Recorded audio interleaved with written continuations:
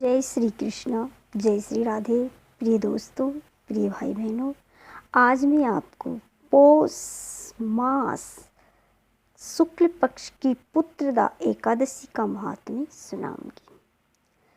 इस एकादशी के व्रत करने से पुत्र पौत्र की प्राप्ति होती है और सर्व सुख मिलते हैं। भगवान विष्णु प्रसन्न होते हैं तो हमें धन धान्य और अन्न सुख सौभाग्य प्रदान करते हैं। इसलिए हमें यह व्रत सुबह ब्रह्म मुहूर्त में उठकर स्नान आदि से निवृत्त होके भगवान विष्णु भगवान कृष्ण की पूजा करनी चाहिए। धूप दीप पुष्प जल फल से भगवान विष्णु और कृष्ण की पूजा करके तुलसी पत्र हमें भगवान के श्री चरणों में चढ़ाना चाहिए और दुग्ध या माखन मिश्री का भगवान को भोग लगा के हरे कृष्ण हरे गोविंद के मंत्र का जाप करना चाहिए या फिर ओम नमो भगवते वासुदेवाय नमः इस मंत्र का जाप करना चाहिए। हो सके तो किसी मंदिर में जाके भगवान के दर्शन करने चाहिए, तुलसी पूजा करनी चाहिए, सूर्य भगवान को जल सबसे पहले देना चाहिए। इस तरह इस व्रत को करें और अपने पुत्र पौत्रादि अपने वंश की वृद्धि करने के लिए व्रत विधि विधान से करें। इस व्रत की कथा इस प्रकार है। एक बार धर्मराज युधिष्ठिर ने पूछा, हे कृष्ण, अब आप पौष माह के व्रत के बारे में समझाइए। इस दिन कौन से देवता का पूजन होता है तथा क्या विधि है। इस पर श्री कृष्ण भगवान बोले, हे राजन, पौष मास शुक्ल पक्ष की एकादशी का नाम पुत्रदा एकादशी है। इसका पूजन विधि से करना चाहिए। इस व्रत में नारायण भगवान की पूजा करनी चाहिए। इसके पुण्य से मनुष्य तपस्वी विद्वान और लक्ष्मीवान होता है। इसकी मैं एक कथा कहता हूँ, सुनो। भद्रावती नगरी में सुकेतु नाम राजा राज्य करता था। वह बड़ा निपुत्र था। उसकी स्त्री का नाम सेव्या था। वह सदैव निपुत्री होने के कारण चिंतित रहती थी। इस पुत्रहीन राजा के पितर रो रो कर पिंड लेते थे और सोचा करते थे, इसके बाद हमें कौन पिंड दान देगा। इधर राजा को भी राज्य वैभव से भी संतोष नहीं होता था। इसका एकमात्र कारण पुत्रहीन होना था। वह विचार करता था कि मेरे मरने पर मुझे कौन पिंड देगा। बिना पौत्र के पितरों को देवताओं से उत्तीर्ण नहीं हो सकते।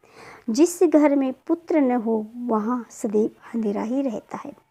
इसलिए मुझे पुत्र की उत्पत्ति के लिए प्रयत्न करना चाहिए। पूर्व जन्म के कर्मों से ही इस जन्म में पुत्र धन आदि मिलते हैं। इस तरह राजा रात दिन इसी चिंता में लगा रहता। एक दिन राजा ने अपना शरीर त्याग देने की सोची, परंतु विचार करने लगा कि आत्मघात करना महापाप है। राजा इस तरह मन में विचार कर एक दिन छिपकर वन को चले गए। राजा घोड़े पर सवार होकर वन में पक्षियों और वृक्षों को देखने लगा। हाथी अपने बच्चों और हथनिया के बीच में घूम रहा था। राजा सोच विचार में लग गया। राजा प्यास के कारण अत्यंत बेचैन होने लगा और पानी की तलाश में आगे बढ़ा। कुछ ही आगे जाने पर उसे एक सरोवर मिला। उस सरोवर के चारों तरफ मुनियों के आश्रम बने थे। उस समय राजा के दाहिने अंग फड़कने लगे। राजा मन में प्रसन्न होकर सरोवर के किनारे बैठे हुए मुनियों को देखकर घोड़े से उतरा और दंडवत करके सन्मुख बैठ गया। राजा को देखकर मुनीश्वर बोले, हे राजन, हम तुमसे अत्यंत प्रसन्न हैं। तुम इस तरह इस जगह कैसे आए हो, सो कहो। इस पर राजा ने उनसे पूछा, हे मुनीश्वरों, आप कौन हैं और किस लिए यहाँ है, सो कहो। मुनि बोले, हे राजन, आज पुत्र की इच्छा करने वाले को संतान देने वाली पुत्रदा एकादशी है। हम लोग विश्वदेव हैं और इस सरोवर में पर स्नान करने आए हैं। इस पर राजा बोला, हे मुनीश्वर, मेरे भी कोई पुत्र नहीं है। यदि आप मुझ पर प्रसन्न हो तो एक पुत्र का वरदान दीजिए। मुनि बोला, हे राजन, आज पुत्रदा एकादशी है, आप इसका अवश्य ही व्रत करें। भगवान की कृपा से आपके अवश्य ही पुत्र होगा। मुनि के वचनों के अनुसार राजा ने एकादशी का व्रत किया और द्वादशी को पारायण किया और मुनियों को प्रणाम करके अंत में अपने महल को वापस आया।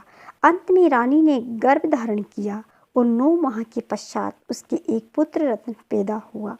वह राजकुमार अंत में अत्यंत वीर, धनवान, यशस्वी और प्रजा पालक हुआ। श्री कृष्ण भगवान बोले, हे राजन, पुत्र प्राप्ति के लिए पुत्रदा एकादशी का व्रत करना चाहिए।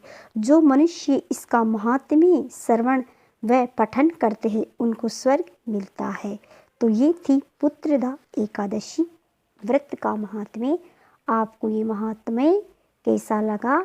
अगर आपको ये महात्म्य पसंद आया तो मेरे चैनल को लाइक करें, शेयर करें और सब्सक्राइब करें। आपका बहुत बहुत धन्यवाद।